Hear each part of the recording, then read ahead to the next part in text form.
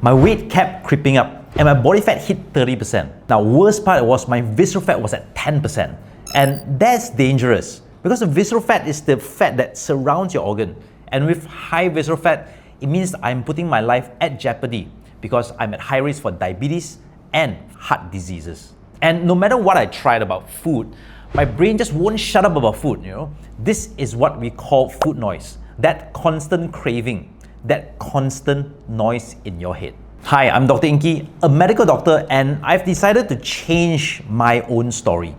Now, I'm on a mission to lose 10% of my body fat in the next 6 months while protecting my lean muscle mass using a GLP-1 medication known as Mounjaro.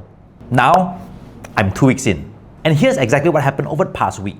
The wins, the struggles, and what I've learned. So here are my hard numbers at week 2. My starting weight was 80 kilograms and I've dropped it to 77 kilograms. My body fat composition was at 30%, really high, and now is at 27.9%, down 2.1%. And my visceral fat went from 10% to 9%, and that put my final BMI at 27. That's measurable progress at just 14 days. But it was not all smooth sailing. By day 6, day 7, I started getting that food noise coming back. Now the cravings and a small chatter in the head started to return, but luckily day 7 was my injection day, and by the very next day, the food noise disappeared again. Now that cycle showed me just how much this medication can actually influence appetite and suppress the food thoughts. Now let's talk about the food I ate. Every day, I aim to get about 120 grams of protein into my body. Now, why 120 grams? There's actually a science to it. My goal weight is 72 kilograms, and the formula for preserving muscle mass is 1.6 grams per kilogram. That means I should be eating anywhere between 115 grams of protein to 120 grams of protein every single day. But here's the big issue.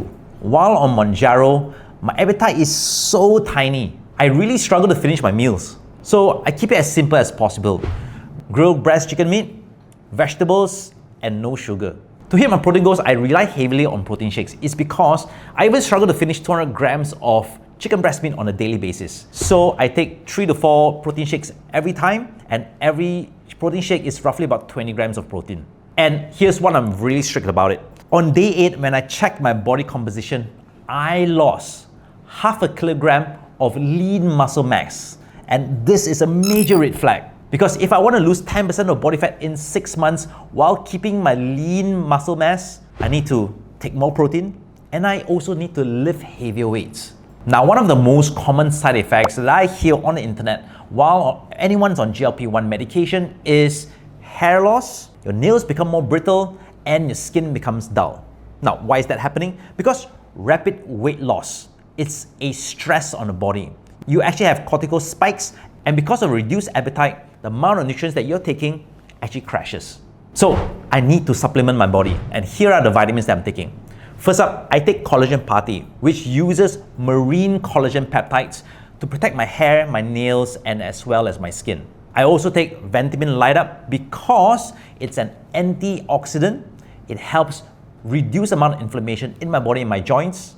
And also take 5 grams of creatine every day. Now, all of these will protect my muscle, protect my strength, and as well as protect my hair. Now, these are my safety nets because I don't just want to lose weight. I want to stay healthy and look healthy while I'm doing it. Now, this is my workout routine, very straightforward.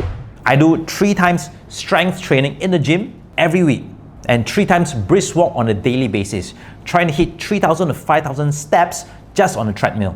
So why strength training is important while you're on GLP-1? Because strength training helps preserve lean muscle mass. And the brisk walk will help burn the excess glycogen in my muscle so that my body will start using my fats as energy. Now, this balance between Mounjaro plus high protein diet plus supplements and vitamins, now it's what keeps my metabolism as active and as high as possible to prevent me from losing weight the wrong way. So what surprised me most about week 2? My numbers were dropping quicker than expected, especially my weight. Now, food noise is real.